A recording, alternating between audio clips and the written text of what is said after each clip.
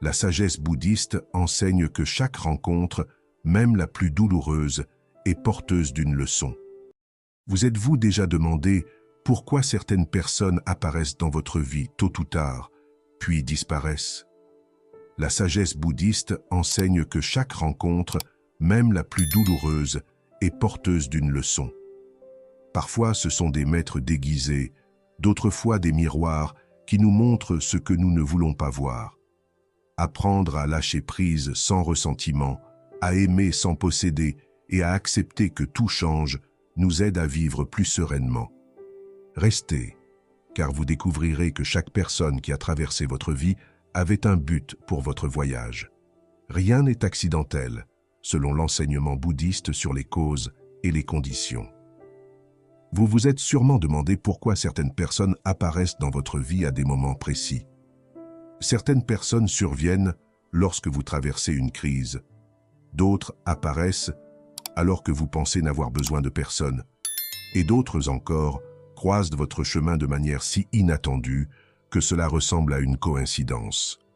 Mais dans la vision bouddhiste, rien n'est accidentel. Tout naît de causes et de conditions. Rien ni personne n'est isolé, et chaque rencontre répond à un réseau de circonstances qui, même si parfois nous ne les voyons pas, sont là. Imaginez votre propre vie un instant. En y repensant, vous découvrirez que nombre des personnes importantes que vous connaissez aujourd'hui ont été trouvées grâce à un petit détail. Une invitation à une réunion, une conversation apparemment anodine, un changement d'emploi, ou même un simple retard de métro qui vous a fait croiser quelqu'un. Ces fils invisibles, qui relient les événements et les personnes, sont ce que les enseignements bouddhistes appellent l'interdépendance. Il ne s'agit pas de destin au sens magique du terme, mais plutôt de comprendre que tout est lié et que les événements ont des racines qui transcendent l'immédiat. Comprendre cela change notre perspective. Nous cessons de considérer la vie comme une succession de coïncidences ou de coups de chance, et comme un réseau où chaque geste, chaque mot, chaque décision crée les conditions de ce qui suit. Si vous pensez à une personne importante que vous avez connue, vous constaterez qu'il y a derrière elle une chaîne d'événements qui l'a rendue possible. Et cette chaîne vous inclut aussi vos choix, vos peurs, vos désirs et même vos silences. Le bouddhisme enseigne qu'il n'y a pas de rencontre sans signification. Même les personnes qui n'ont passé qu'un instant avec vous ont leur place dans votre histoire.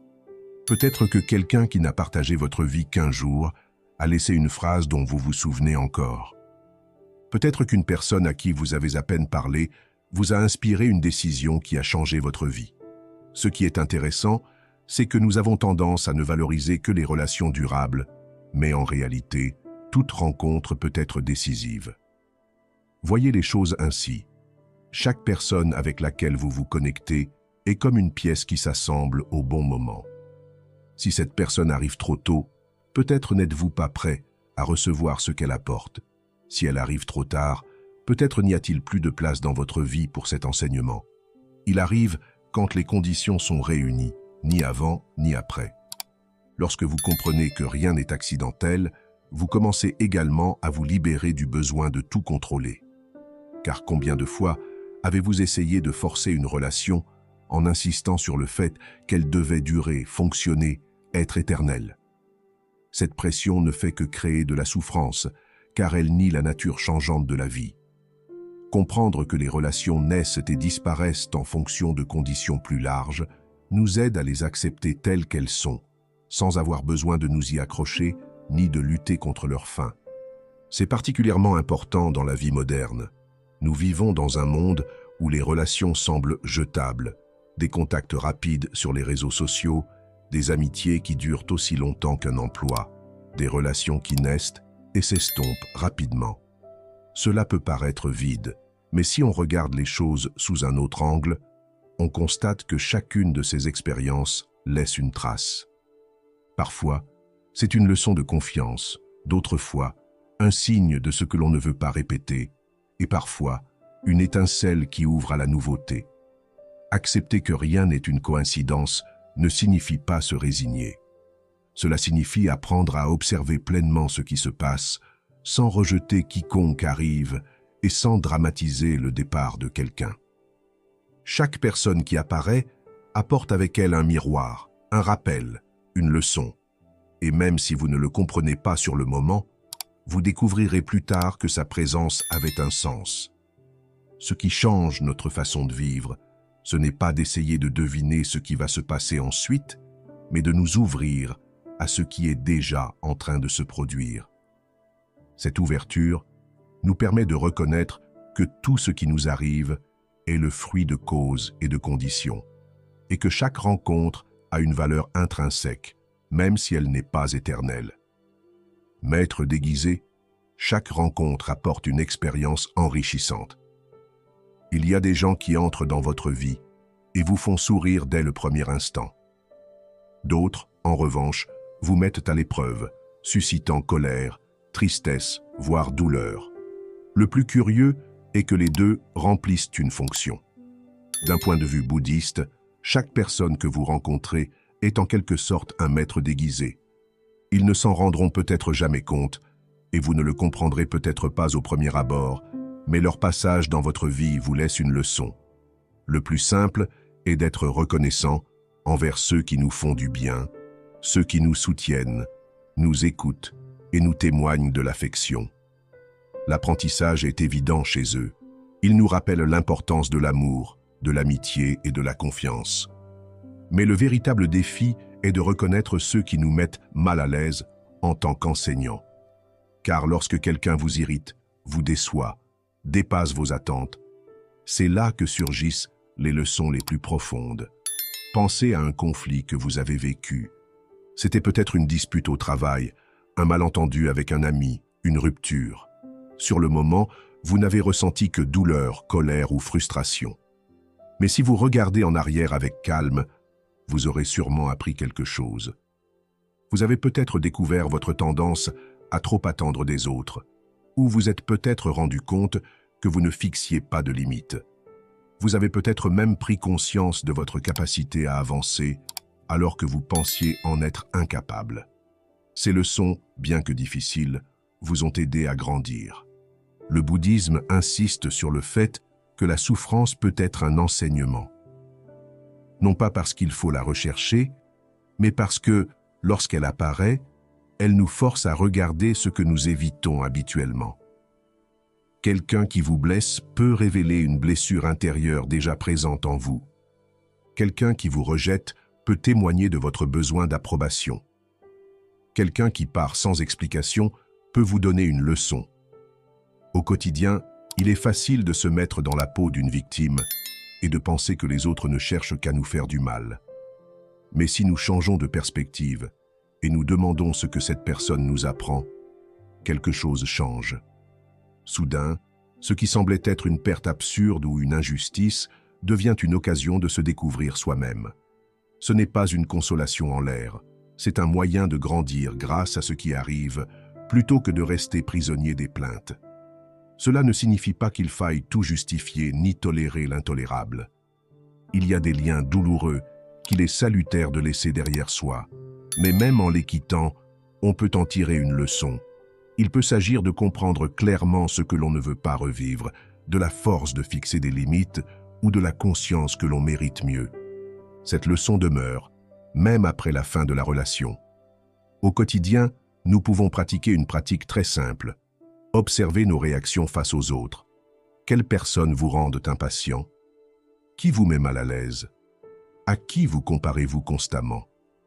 Ces sentiments, aussi inconfortables soient-ils, sont des indices sur ce que vous devez améliorer en vous-même. Et ces gens, sans le savoir, se comportent comme des professeurs déguisés, vous montrant ce que vous n'avez pas encore compris. Vu sous cet angle, même les expériences douloureuses prennent un sens. Au lieu de vous demander pourquoi cela m'arrive, vous pouvez commencer à penser « je peux en tirer des leçons ». Et cette simple question change notre façon d'aborder la vie. En réalité, nous ne contrôlons pas qui entre dans notre vie, ni combien de temps ils y restent. Mais nous pouvons décider de ce que nous faisons de ce qu'ils nous donnent. Si nous nous accrochons à la douleur, nous nous retrouvons piégés. Si nous l'utilisons comme une leçon, nous la transformons en croissance. et c'est la clé pour vivre plus sereinement. Acceptez que chaque personne qui apparaît, qu'elle soit bonne ou mauvaise, apporte un don caché. Déballer peut être douloureux, mais une fois ouvert, il laisse derrière lui quelque chose qui restera gravé à jamais dans votre mémoire. L'attachement et la perte, car il est difficile de se détacher de certaines personnes. De toutes les expériences humaines, rares sont celles qui sont aussi universelles que la douleur de la perte. Qu'il s'agisse d'une fin de relation, d'une rupture amicale ou même du décès d'un proche, la vérité est que lâcher prise n'est jamais facile. Et ce n'est pas parce qu'au fond, nous avons du mal à accepter que la vie est en perpétuel changement. Nous nous accrochons aux gens comme s'ils seraient toujours là, comme s'ils faisaient partie de nous, comme si nous avions un certain contrôle sur leur présence. Cet attachement est ce que le bouddhisme identifie comme l'une des racines de la souffrance. L'attachement naît du désir de permanence. Nous voulons que ce qui nous procure du bonheur dure éternellement. Et lorsque quelque chose menace de nous le ravir, nous ressentons de l'angoisse. Cela nous arrive dans nos relations, quand nous pensons que cette personne est la seule à pouvoir nous combler. Cela nous arrive aussi avec nos amis, quand nous pensons que sans eux, nous serons seuls. Cela nous arrive même avec les membres de notre famille, dont nous pensons la présence assurée, jusqu'au jour où nous découvrons que ce n'est pas le cas. Le plus difficile avec l'attachement, c'est qu'il transforme quelque chose de naturel, comme l'affection ou l'amour, en source d'anxiété. Aimer quelqu'un n'est pas un problème. Le problème survient lorsque nous transformons cet amour en dépendance, lorsque nous croyons que notre bonheur dépend de la présence de cette personne. À ce moment-là, ce qui devrait nous apaiser se transforme en peur constante. Peur de perdre, peur qu'elle change, peur qu'elle ne nous choisisse pas. Et plus on a peur, plus on s'accroche, et plus on s'accroche, plus on souffre. Cela vous est probablement arrivé un jour. Vous saviez qu'une relation n'avait plus de sens, qu'elle était épuisée, qu'il n'y avait plus d'avenir.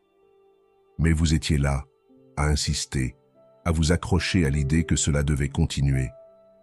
Ou peut-être avez-vous gardé près de vous des gens qui ne partageaient plus rien avec vous, simplement parce que vous ne vouliez pas ressentir le vide qu'ils laisseraient en partant. Cette résistance au lâcher-prise est ce qui amplifie la douleur. Car il ne s'agit pas seulement de la perte elle-même, mais aussi d'une lutte intérieure contre l'inévitable. Le bouddhisme enseigne une chose difficile à accepter au premier abord. Personne ne nous appartient. Ni nos partenaires, ni nos amis, ni même notre famille. Chaque personne est libre. Chaque personne suit son propre chemin, et à un moment donné, ces chemins divergent. Essayer de retenir quelqu'un, c'est comme essayer de retenir de l'eau dans ses mains. Plus on serre, plus elle fuit. Et pourtant, on continue à serrer, persuadé qu'en contrôlant un peu plus, en insistant un peu plus, cette personne ne partira pas. Cela se reflète de nombreuses façons dans la vie moderne. Pensez à la dépendance aux SMS, à l'anxiété lorsque quelqu'un ne répond pas immédiatement, au besoin d'être toujours en contact. Cette surveillance constante est une forme d'attachement. Nous pensons que plus nous avons de contrôle, moins nous risquons de perdre cette personne. Mais nous ne parvenons qu'à créer une distance, car personne ne veut se sentir piégé. L'attachement se manifeste aussi dans la façon dont nous nous souvenons de ceux qui ne sont plus avec nous.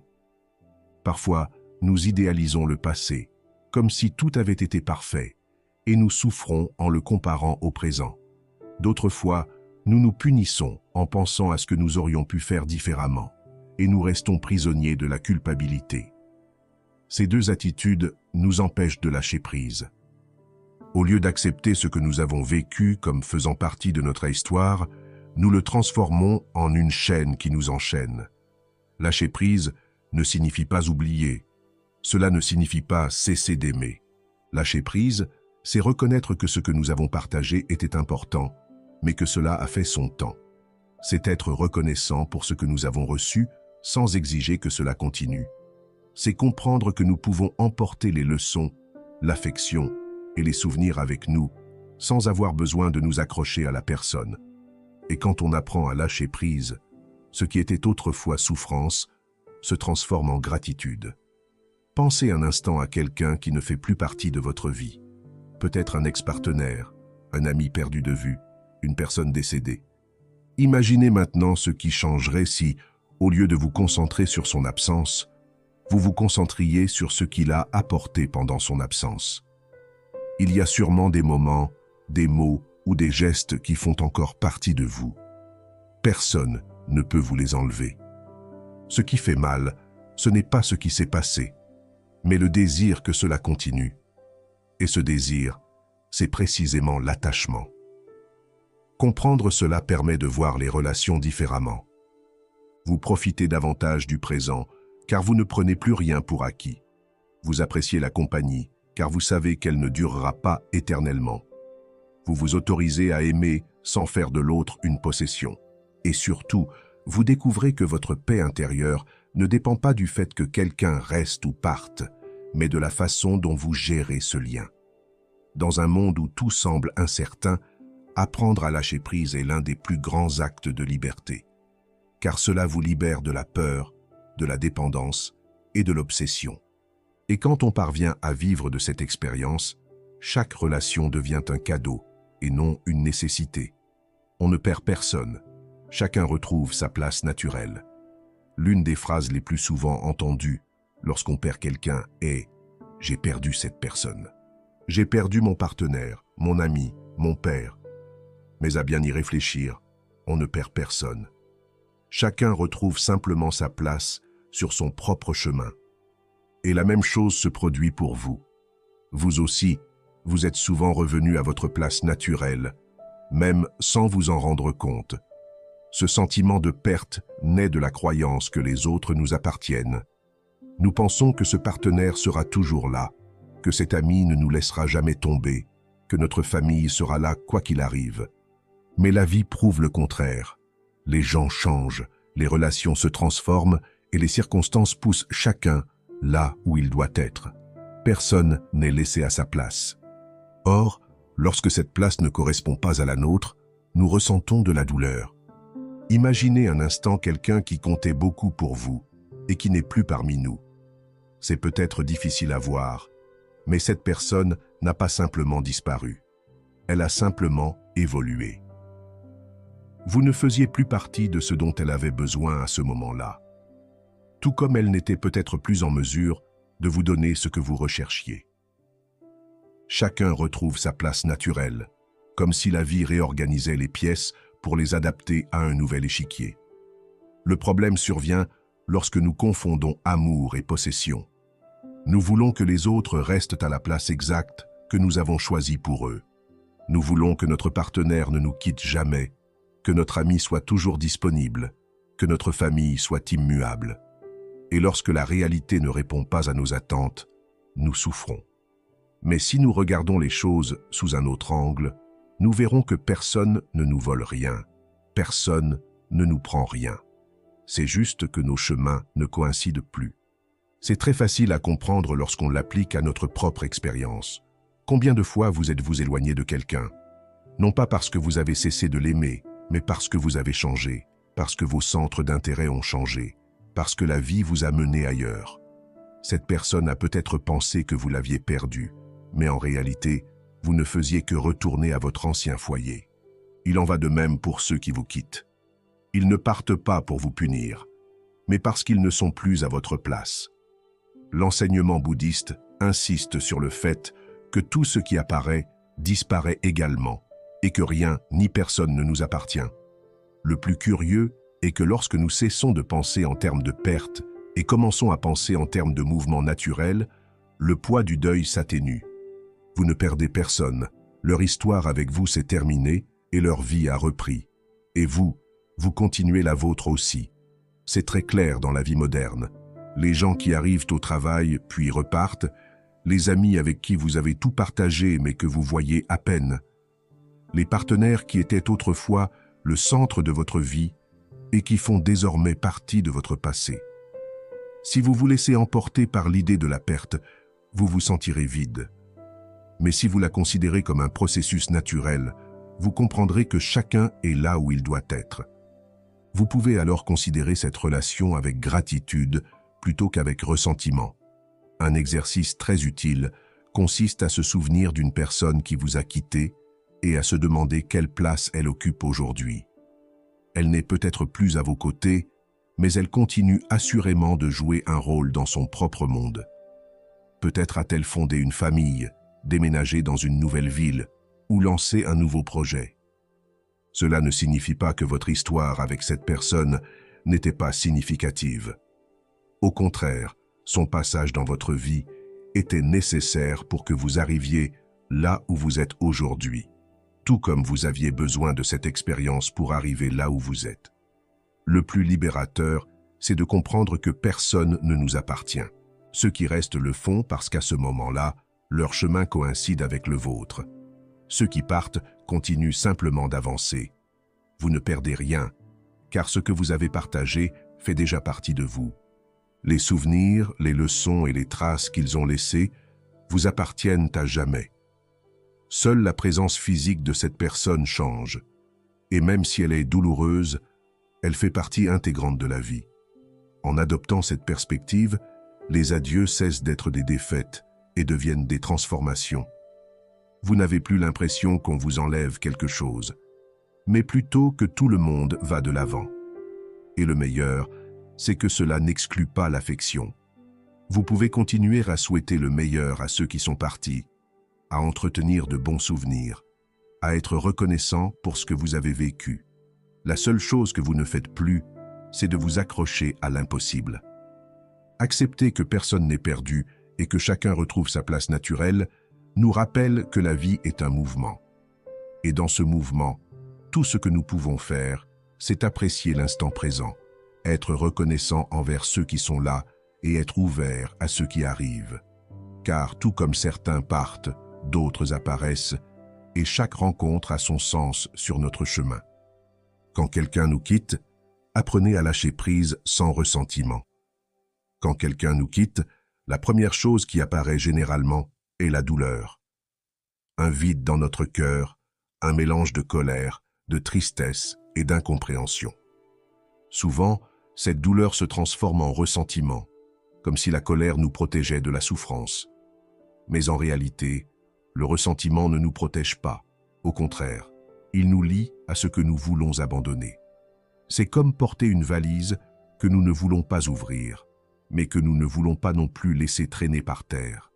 Lâcher prise sans ressentiment est l'une des pratiques les plus puissantes, mais aussi les plus difficiles que nous puissions apprendre, car cela implique d'accepter que la vie change, que les gens s'éloignent et que nous n'avons aucun contrôle sur cela. Et surtout, cela implique d'apprendre à être reconnaissant, même lorsque quelque chose se termine. Il est courant de se laisser submerger par des questions sans réponse. Pourquoi m'a-t-il fait ça? Pourquoi m'a-t-il quitté? Qu'ai-je fait de mal? Pourquoi n'est-il pas resté? Ces questions alimentent le ressentiment, car, au fond, elles cherchent un coupable. Et quand on cherche un coupable, on trouve toujours des raisons de continuer à souffrir. Le problème, c'est que cette douleur n'affecte pas la personne qui est partie, mais nous-mêmes. Le ressentiment agit comme un poison que nous buvons en espérant nuire aux autres, mais il ne fait qu'empoisonner notre propre vie. Le bouddhisme propose une perspective différente, comprenant que chaque relation a un cycle. Elle s'ouvre, se développe, mûrit et, tôt ou tard, se referme. S'attendre à ce que cela dure éternellement, c'est comme espérer que le jour ne cède pas la place à la nuit. Peu importe nos efforts, il arrive un moment où la relation se transforme ou prend fin. Quand on apprend à voir les choses ainsi, au lieu de lutter contre l'inévitable, on commence à l'accepter. Et cette acceptation ouvre la porte à la gratitude. La gratitude ne signifie pas nier la douleur. Cela ne signifie pas dire que tout va bien quand c'est le cas. Cela signifie reconnaître que, même si cette personne n'est plus parmi nous, ce que nous avons partagé était précieux. Cela signifie regarder en arrière et être reconnaissant pour le bien, plutôt que de se focaliser uniquement sur le mal. Cela signifie comprendre que ce que nous avons vécu nous a fait grandir, même si cet apprentissage a parfois été teinté de larmes. Prenons un exemple banal.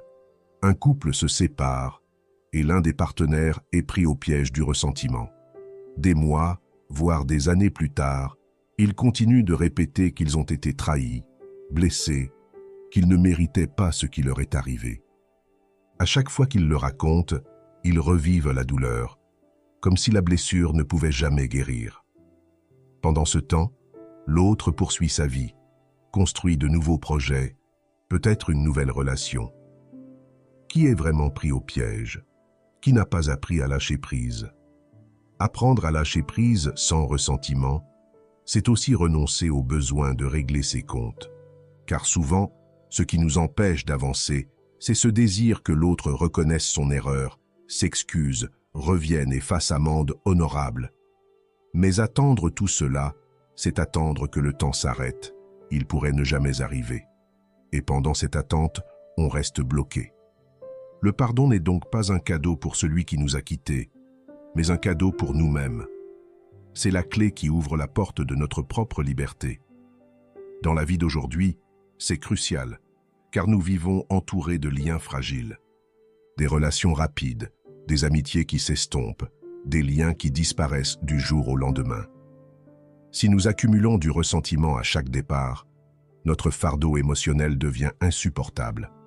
Mais si nous apprenons à être reconnaissants de ce que nous avons vécu et à laisser tomber ce qui est terminé, notre vie s'allège.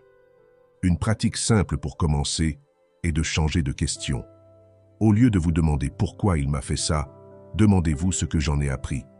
Cette question n'efface pas la douleur, mais la transforme en sagesse. Une autre pratique consiste à souhaiter bonne chance aux défunts, même si vous n'en ressentez pas l'émotion au premier abord. Cela peut paraître étrange, mais se répéter intérieurement « j'espère qu'il ira bien » vous libère du ressentiment. Il ne s'agit pas de se justifier, il s'agit de ne pas se laisser piéger. Le plus important est de comprendre que lâcher prise ne signifie pas perdre, mais se libérer. Chaque fois que nous lâchons prise avec gratitude, nous nous ouvrons aux nouveautés que la vie nous réserve. Et chaque fois que nous lâchons prise avec ressentiment, nous fermons la porte du présent et continuons à contempler un passé révolu. Apprendre à lâcher prise sans ressentiment est, au fond, un acte d'amour-propre. Parce que vous choisissez de cultiver votre paix intérieure plutôt que d'alimenter votre colère. Parce que vous choisissez de vous concentrer avec respect plutôt que de continuer à lutter contre une ombre. Et parce que vous comprenez que ce qui est parti a déjà rempli son rôle dans votre vie. Aimer sans posséder, la compassion comme forme de relation. Aimer est l'un des désirs les plus profonds de l'être humain. Nous voulons aimer et être aimés. Mais souvent, ce que nous appelons amour est en réalité un mélange d'attachement, de peur et de besoin de contrôle. Nous nous persuadons que l'amour signifie avoir quelqu'un pour soi, que le véritable amour est celui qui ne disparaît jamais, que ceux qui aiment doivent rester à nos côtés quoi qu'il arrive. Et cette façon de concevoir l'amour est celle qui engendre le plus de souffrance. La sagesse bouddhiste propose une idée très libératrice. Aimer n'est pas posséder. Aimer, c'est désirer le bien d'autrui, même si cela ne correspond pas à nos désirs. Aimer, c'est donner sans exiger, accompagner sans empiéter, prendre soin de quelqu'un sans attendre de récompense. C'est beau, dit comme ça, mais en pratique, c'est un défi de taille, car notre société nous apprend exactement le contraire. On nous a dit que l'amour, c'est l'exclusivité, le contrôle et les promesses éternelles. Cet amour, c'est dire « tu es à moi ». Si quelqu'un part, c'est qu'il ne nous a pas assez aimés. Le problème, c'est que ce genre d'amour n'est pas de l'amour, c'est de la dépendance. Et la dépendance est toujours source d'anxiété. Ceux qui sont dépendants vivent dans la peur constante de perdre. Et ceux qui sont possédés ressentent le poids de ne pouvoir être libres. C'est pourquoi de nombreuses relations se dégradent, non pas par manque d'amour, mais par excès de possession. Nous voulons que l'autre se comporte comme nous l'attendons, qu'il réponde à nos attentes, qu'il ne change pas, qu'il n'évolue pas au-delà de ce que nous acceptons. Et quand il ne le fait pas, nous souffrons. Aimer sans posséder ne signifie pas aimer moins, mais aimer mieux. C'est reconnaître que l'autre ne nous appartient pas, qu'il a le droit d'évoluer, de changer, voire de partir. C'est se réjouir de son bien-être, même s'il ne correspond pas toujours au nôtre. Cela peut paraître douloureux, mais c'est la forme d'amour la plus authentique. Car si votre bonheur dépend de ce que l'autre fasse exactement ce que vous voulez, vous n'aimez pas cette personne. Vous aimez l'idée que vous vous faites d'elle. Prenons un exemple courant. Une mère qui insiste pour que son fils étudie ce qu'elle veut, vive où elle veut et fonde la famille qu'elle imagine. Elle le fait, convaincue de l'aimer, mais au fond, elle essaie de le modeler à sa guise. Ce n'est pas de l'amour, c'est du contrôle déguisé en affection. En revanche, lorsqu'une mère accompagne, soutient et célèbre la poursuite par son fils de sa propre voie, même si ce n'est pas celle qu'elle aurait choisie, il y a de l'amour sans possession. Il en va de même dans les relations. On dit souvent « je t'aime », alors qu'en réalité on veut dire « j'ai besoin de toi ». Et ce besoin nous pousse à exiger, à formuler des exigences, à poser des conditions. Mais si vous apprenez à aimer sans posséder, la relation devient plus légère. Parce que vous cessez de surveiller, de mettre la pression, de craindre constamment le départ de l'autre. Vous découvrez que ce qui compte n'est pas la durée de la relation, mais la qualité de ce que vous partagez. Et alors l'amour cesse d'être une chaîne pour devenir une leçon gratuite, renouvelée chaque jour. La clé pour aimer sans posséder réside dans la compassion. Non pas la compassion entendue comme pitié, mais dans son sens le plus profond, la capacité de voir l'autre tel qu'il est, avec ses joies et ses peines, et de lui souhaiter le meilleur. Quand on regarde quelqu'un comme ça, on n'essaie plus de le changer, on n'essaie plus de prendre le contrôle de sa vie. On ne l'utilise plus pour combler ses propres vides. On l'accompagne dans son cheminement, en respectant le fait que c'est le sien, pas le vôtre. Et le plus drôle, c'est que lorsqu'on se sent aimé de cette façon, on s'épanouit. Parce qu'il n'y a rien de plus libérateur que de savoir qu'on est aimé sans exigence. Cela ne signifie pas accepter quoi que ce soit, ni se dévaloriser. Aimer sans posséder signifie aussi fixer des limites saines. Cela signifie dire « je suis là pour toi », sans pour autant renoncer à soi-même.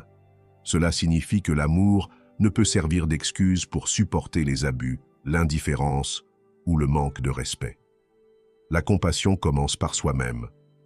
On ne peut aimer librement que si l'on se respecte et prend soin de soi. Dans la vie moderne, cet apprentissage est vital. Nous sommes entourés de messages qui transforment l'amour en consommation, d'applications qui présentent les gens comme des produits, de chansons et de films qui glorifient l'obsession et d'expressions qui confondent jalousie et passion. Tout cela renforce l'idée qu'aimer, c'est posséder, que ceux qui aiment doivent renoncer à leur liberté pour rester avec vous. Et bien sûr, nous vivons avec l'angoisse de la perte, car ce que nous essayons de posséder nous échappe tôt ou tard. Mais en changeant de perspective, l'amour devient source de calme, parce que vous ne cherchez plus à contrôler, mais seulement à partager. Vous ne craignez plus autant l'avenir, vous savourez davantage le présent. Vous n'avez plus besoin d'attacher qui que ce soit. Vous avez confiance que si quelqu'un veut être là, il le sera. Et sinon, vous garderez ce que vous avez appris. L'amour cesse d'être une lutte pour rester et devient un espace de rencontre où chacun peut être lui-même.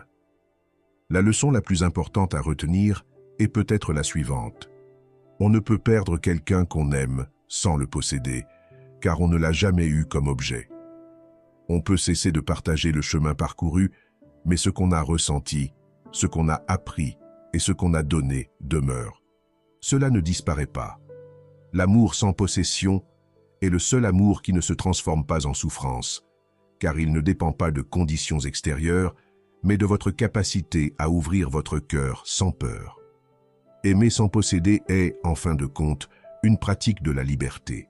Liberté pour vous, car vous ne vivez pas lié à la peur, et liberté pour les autres, car vous ne les enchaînez pas.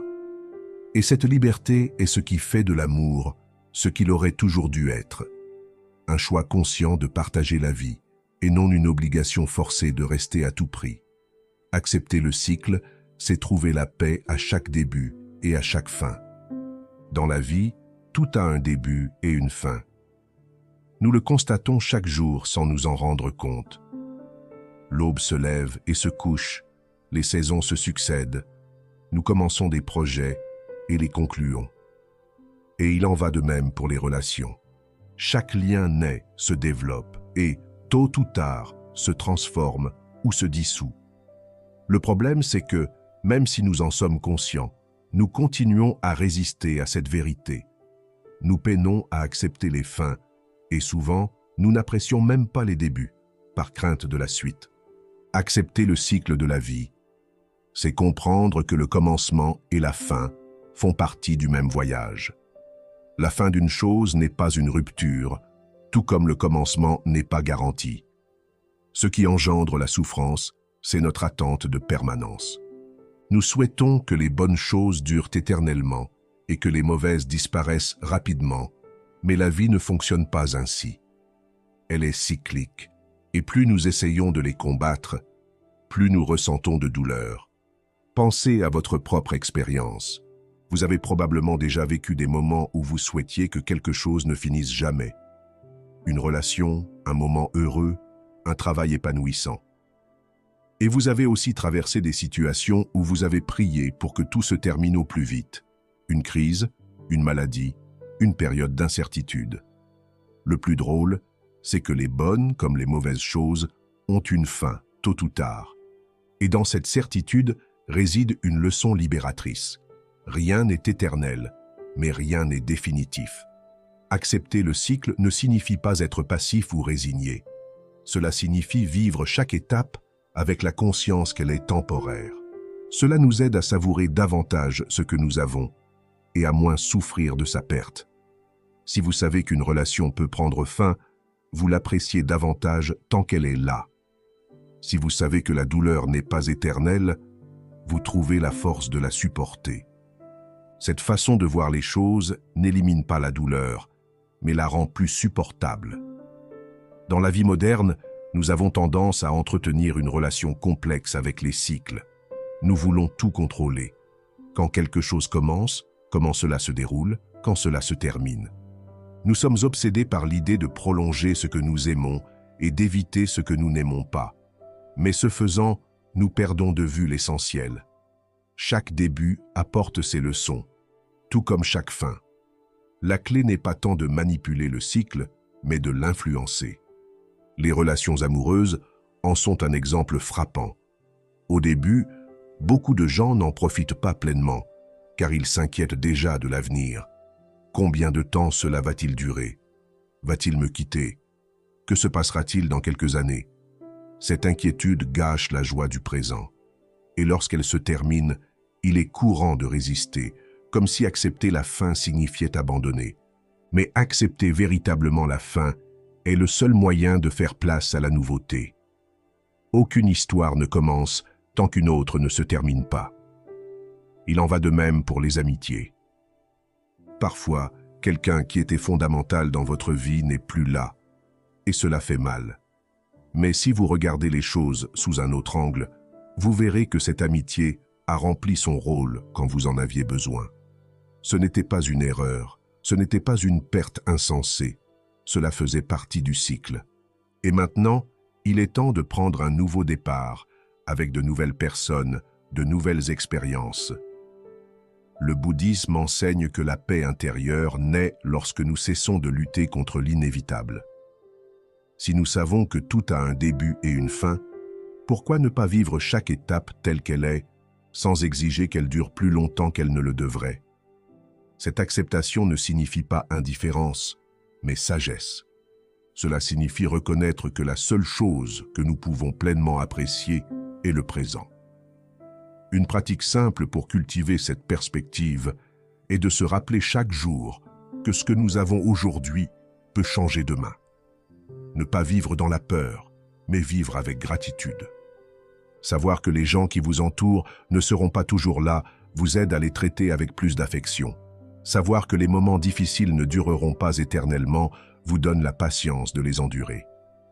Ainsi, vous vivez chaque début avec enthousiasme et chaque fin avec sérénité. Accepter le cycle, c'est comprendre que les fins ne sont pas des échecs, mais des transitions. Que les débuts ne sont pas des promesses éternelles, mais des opportunités. Et que le véritable équilibre se trouve dans cette danse du début et de la fin. La paix ne réside ni dans l'attachement au début, ni dans la résistance à la fin, mais dans l'acceptation que les deux font partie de votre cheminement. Le sens caché, comme chaque rencontre, façonne qui vous êtes aujourd'hui. Si vous regardez en arrière et repensez à toutes les personnes qui ont traversé votre vie, vous découvrirez certainement un curieux mélange. Certains vous ont apporté de la joie, d'autres vous ont fait pleurer. Il y a ceux qui vous ont soutenu sans réserve, et d'autres qui vous ont mis à l'épreuve d'une manière que vous n'auriez jamais imaginée. Il y a peut-être des personnes dont vous vous souvenez à peine, et d'autres dont l'empreinte perdurera même après de nombreuses années. Tous, sans exception, font partie de ce que vous êtes aujourd'hui. Chaque rencontre, aussi brève ou intense soit-elle, a laissé une trace.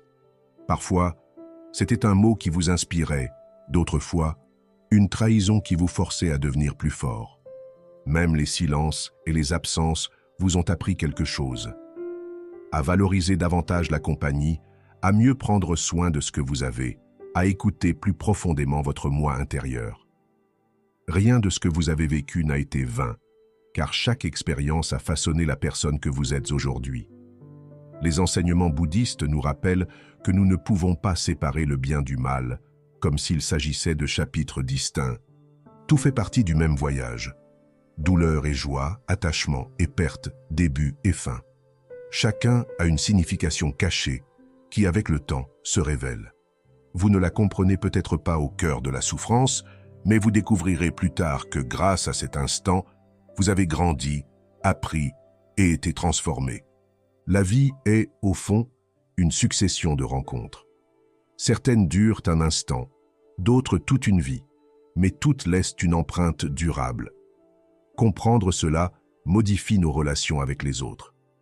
Au lieu de nous obséder à vouloir continuer, nous apprenons à être reconnaissants. Au lieu d'avoir l'impression de perdre, nous reconnaissons que nous gagnons en expérience. Et au lieu de vivre dans la peur du passé, nous faisons de la place pour ce qui vient. Aujourd'hui, vous êtes le fruit de toutes ces histoires. Vous ne seriez pas la même personne sans ces liens qui, d'une manière ou d'une autre, vous ont poussé à grandir. Alors, même si le souvenir de ceux qui nous ont quittés est douloureux, vous pouvez choisir de garder ce qu'ils ont laissé en vous. Car c'est là le véritable héritage de chaque rencontre, non pas ce qu'elle dure, mais ce qu'elle transforme. Et c'est là que tout se concrétise. Rien n'est accidentel. Chaque personne apporte une leçon. L'attachement nous lie, la perte nous libère. Lâcher prise apporte la paix. L'amour se vit sans possession. Les cycles s'acceptent. Chaque expérience a un sens. Tout ce que nous avons partagé au cours de ce voyage de réflexion va dans le même sens. Apprendre à vivre avec plus de calme et de gratitude face aux inévitables changements de la vie. Si cette vidéo vous a aidé à voir vos relations sous un angle différent, partagez-la avec quelqu'un qui pourrait en avoir besoin. Car nous sommes tous, à un moment ou un autre, confrontés à l'arrivée et au départ de personnes importantes, et un mot peut faire toute la différence. Merci de m'avoir accompagné jusqu'ici, et n'oubliez pas que chaque rencontre, même ce moment partagé, a un but dans votre parcours.